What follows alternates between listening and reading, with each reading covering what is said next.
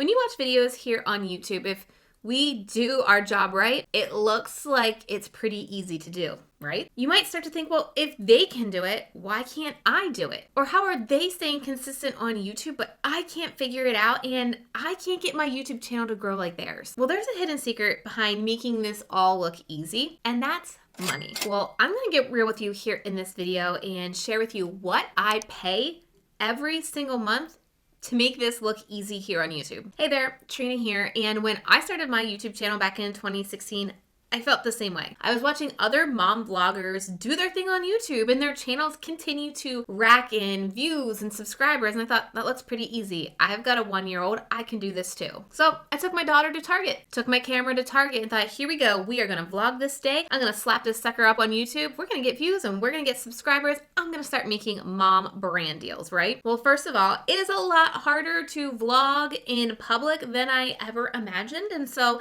that didn't really pan out. My daughter didn't really want to cooperate with the idea I had for this video. And then when I got home from shopping, I then had to edit that video. I had to upload it. I had to take care of my 1-year-old. I had to make dinner. I had to deal with the rest of my business and my clients. So what I wasn't really seeing is everything that's going on behind the scenes that those mom vloggers were doing to keep their YouTube up and running. And basically they were looking at their YouTube video as a full-time job. We don't really see what everybody is doing behind the scenes to actually get those videos published every single month and the help they are having to do that. Basically, when we think cost of starting a YouTube channel, we're thinking equipment more than likely, or editing, right? And yes, you could really invest a chunk of change on video equipment if you want to get super fancy, but that's not where most people are spending a lot of their money, because once you buy your equipment, it's bought, it's not reoccurring. They're spending a lot every single month to keep this presence up. So let me pull the curtains back and give you the exact numbers on what I'm spending, who I'm spending it on, and then I want to share with you what your next steps should be if your goal is to get more consistent here on YouTube. The first category we're going to talk about is people. Yes, there are people that are behind the scenes here more than just me, helping me do this. So the first person you need to think about is a video editor. And I spend on average about $500 a month every single month for Annabelle to edit these videos to look beautiful for you to watch. There was a point in time where I edited my own videos, but it would take me 2 to 3 hours to edit my videos, taking me away from other things in life. And Annabelle can edit a lot better than I can, so these videos look a lot better and they look simpler, right? But I'm not doing them because I'm paying every single month for someone to have it done. Next, I'm going to talk about actual employees that I have like on payroll. This is a huge step for me this year, but I have a full-time employee and a part-time employee, and I'm spending around $4,500 every single month to pay them in total. And what they are doing is they're helping me get my YouTube videos uploaded when I need them to, optimize, scheduled out, but they're also taking care of other things in my business. I have an agency director who she is managing our clients, our agency clients, making sure their strategies are done and uploaded so that I can continue to focus on creating content here on YouTube. Then my part-time employee is focusing on coaching my members of Video Strategy Academy, giving them the support that they need, and also supporting my agency director too. Again, so I can put my time in doing these videos. Otherwise, I would have a lot less time to create these videos. I wouldn't be showing up consistently, and they probably wouldn't be as well prepared as they are because I just wouldn't have the time to do that. Next up is a social media manager, and this is somebody that I hired in the past few months, and this allows me to stop spending time on Instagram and Facebook. And while I create these videos here for YouTube, we're generating content for Instagram, but I don't have to worry about creating the content. Where they are pulling actual content that I'm creating here on YouTube, using my words that I'm saying here on YouTube, and posting it over to Instagram. So that has also saved me a lot of time, but it also makes you think that I'm able to do all of these things. I'm able to have all these balls juggling at the same time,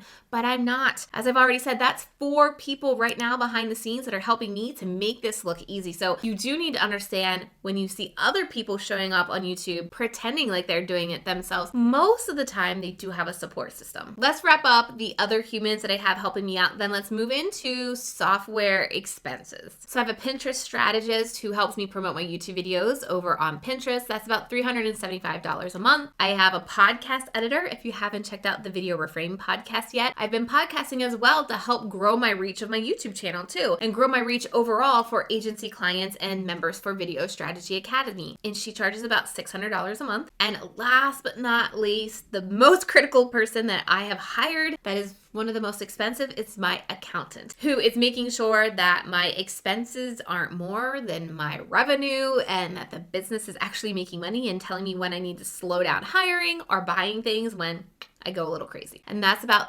$1,300 a month. And then that's not including the agency that I've hired to run Facebook ads and the money I'm putting into Facebook ads. Okay, so those are all actual humans. Let's talk about the software and tools that I pay for every single month to make this happen and look easy. First up, custom thumbnails. This is a thumbnail agency that we've been working with for the past 3 months, and I love the service. It's gonna cost you about $100 a month for 4 thumbnails every single month, but it's been money well spent because I don't have to create these thumbnails and think about them. If you've watched any of my YouTube videos, I talk a lot about Asana, my project management tool. We do have a paid for version of Asana that we pay $42 for because of the amount of team members that I have and the clients that I have within Asana that we manage on a day-to-day basis. I also pay $20 a month for my Google storage, as in the storage for these videos that I need to have. I pay $97 a month for FG Funnels, which is a funnels software. And why I need this is because the whole reason I'm creating these YouTube videos is to funnel viewers into my business because that's where I'm making my money. Whether you're buying my prep system,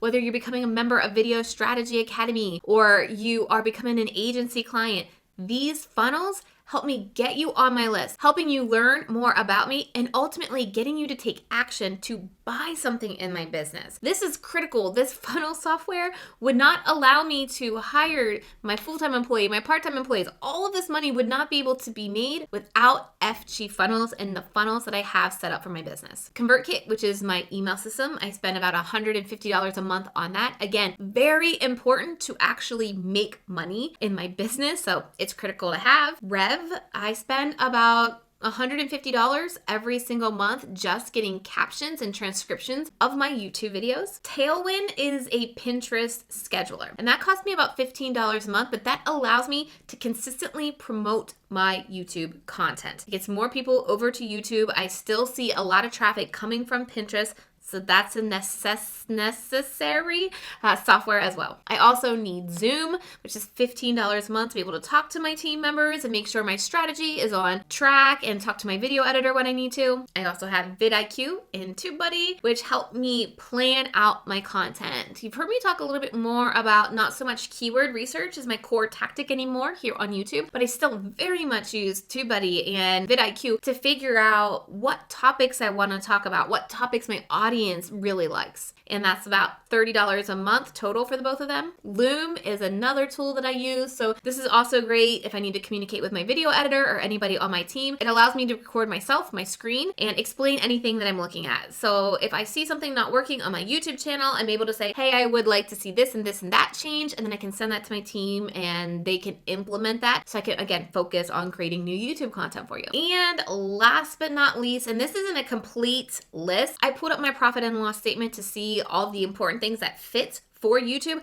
There are more expenses that I have within my business, but the last one I want to talk about here specifically for YouTube is QuickBooks, which is an accounting system that allows me, again, to pull the report that I just talked about, the profit and loss statement, and it's really important. If you want to be making money from your YouTube channel, you want to make sure like you're doing the right things with it. So if we add up everything that I just talked about to get a total expense each month for me to show up here on YouTube consistently and make it look easy, $10,000, over $10,000 a month for me to do that. And I run a tight ship over here. I don't have a whole lot of employees. I don't do anything extravagant. Like I am not getting a videographer in here to film me. I am not reserving like a recording studio every single month. So that's a pretty tight ship for just $10,000 a month to allow me to get these videos up consistently for you. And when it comes down to what I make on YouTube, my AdSense, it's just about $500 a month. So you can see why it is so important to have a business strategy off of YouTube to be able to do what you love. If you love doing these YouTube videos and you love showing up on video, you've got to have a business system that's going to support this so you can do it well. So what are some small steps that you can start doing right now to level up your YouTube game but not jump into $10,000 a month in expenses? Well, the first thing you can do is find one thing to outsource. Usually the most easy thing to outsource outsource is video editing. And I will tell you, I spend $500 a month. You can expect to spend anywhere between $400 to $500 a month on a good editor. And I will give you some tips here on working with an editor. You need to realize it's going to take time to train them and provide them feedback. You need to train them in the way you want your videos to look, and it's not going to happen instantaneously, right? They're not in your brain. So some things you can do to speed up the process is give them samples of what you're looking for, write out a script and give notes on what you want to happen on the video during different parts of the video. When they send you a draft, give them as much detailed feedback as possible so they can really understand what it is that you want. You cannot send a video to an editor and expect them to magically create this perfect video on the first try. You've got to put some time in at the beginning to ensure you're getting what you want and to continue to have a happy relationship between you and your video editor and not have your video editor hate you. Another thing that you can start doing right now is start listing